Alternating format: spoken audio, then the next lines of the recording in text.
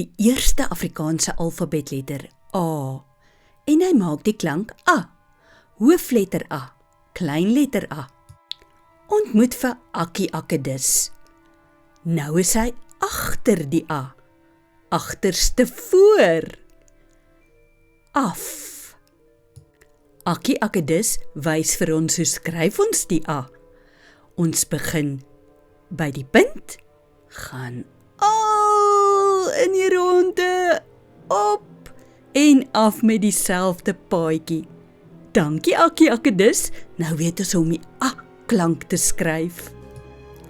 Die A-klank vorm deel van die 5 vokale in Afrikaans. A, E, O, E. At en ek, op, imp. Maar ek sien so 'n bietjie van 'n probleem.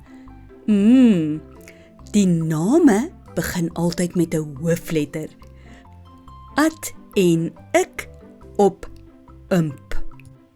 Kan jy dit sê? Lees saam met Akkie Akkedis 2 letterwoorde.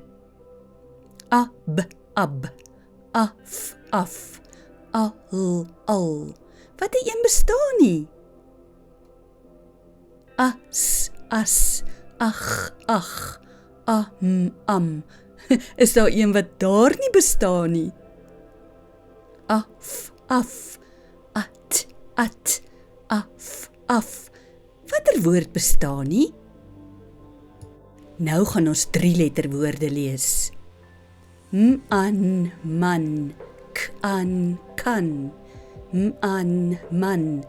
Watter woord lyk anders?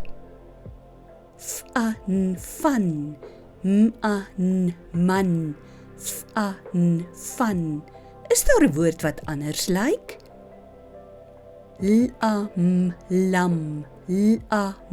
Lam, man.